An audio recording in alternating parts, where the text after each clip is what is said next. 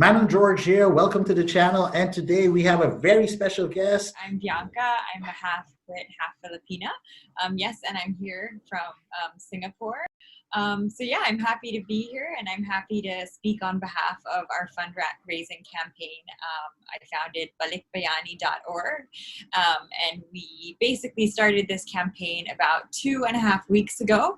And the idea is to fundraise. Our target is ₱1,000,000, or around about £20,000, to support the bereaved families who have lost loved ones who were fighting on the front lines, so the care and healthcare workers in the UK, Filipinos, who lost in the fight against COVID-19. Why Ba11kbayani, Bianca? What made you think of that name? And tell us a bit more on that. My team and I have to give a shout out to my husband, Matt. He's British. And his family are very much rooted in the NHS. His father is a consultant urologist in the NHS, and he talks fondly of Filipino nurses that he often works with. His sister is a doctor in the NHS as well, and my sister Izzy and Sam, we're all kind of half Filipino, all halfies really. And we thought, what should we call this fundraising campaign to support these bereaved families? And, we really thought we wanted to play on the word balikbayan. Balikbayan. We have so many Filipino workers who go abroad that we even have a political term for it, OFW. So many Filipinos go abroad to seek a better life and support their families back home, that you don't have a political term that often in other countries, overseas Filipino workers. And then we also have the endearing term when they come home, balikbayan, which means a countryman or woman who returns home from abroad. And then we wanted to play on bayani, which is, as you know, a hero. And that's where we came and, play on those words combined, at balikbayani. And we just thought the idea of it is, we're all kind of in a different way dealing with this pandemic. We're locked down, we're isolated, we're all kind of feeling a bit miserable and not being able to do the things we used to do. And I thought, we calculated the distance of 11,000 kilometers from the UK to the Philippines. So we thought, to raise funds for the bereaved families, we will travel symbolically 11,000 kilometers by moving, exercising, running, walking, whatever we can do to raise funds, because we're all isolated, we're locked down. There's a jogging ban in Manila, and so that's what we're doing. We're bringing home our balikbayani, our heroes, the journey they couldn't make on their own, to raise funds for the families that they've left behind. And so it's great. We've made a milestone in the first 2 weeks. We've managed to raise 250,000 pesos for the families, and we're so overwhelmed with the support we've got so far. Right now, we have 43 Filipino healthcare workers who have died as we speak. This number seems to be increasing at least every week. I know a few of them personally. I've met them, so, and some of them have stories that are not so kind to say how they passed away, and some of them were really just alone. And to think, of our culture, that we, even in death, we need our families. We are close knit, and for them to die alone, it's something that's really really very hard. And so I applaud you for doing this. Not everybody can think of something like this, and it's really a great effort. And so I'm really urging everybody, please help Balikbayani. Now,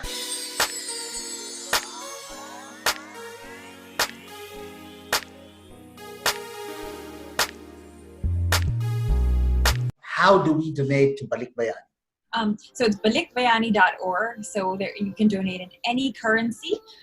It's on our website, so you can donate in sterling, in US dollar. We have a Just Giving page, and just to validate where the money is going, we're working with the Royal College of Nursing Foundation, and they're amazing.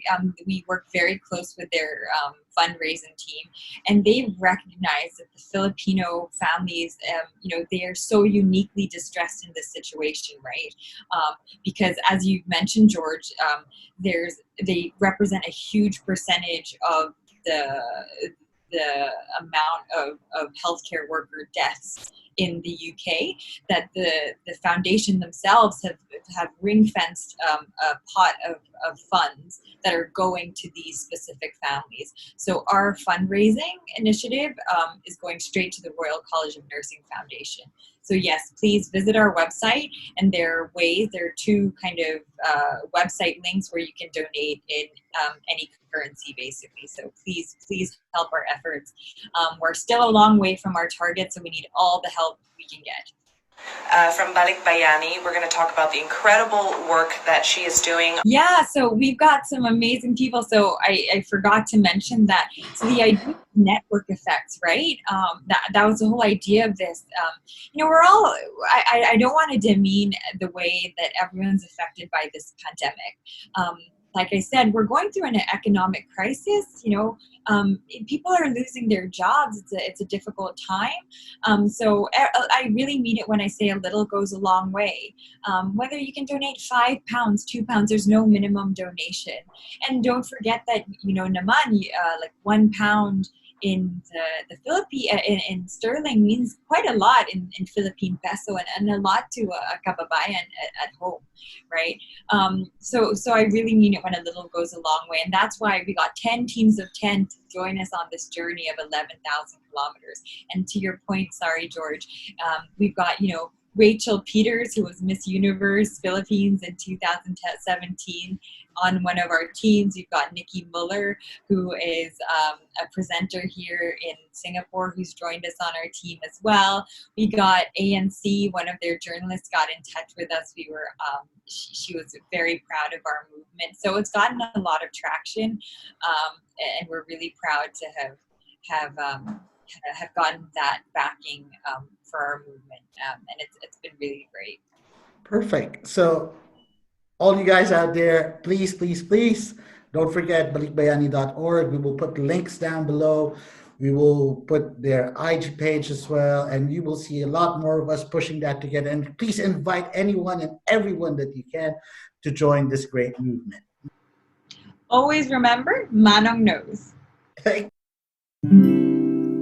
Manong knows best, put your worries to rest when staying in the United Kingdom. Manong knows best.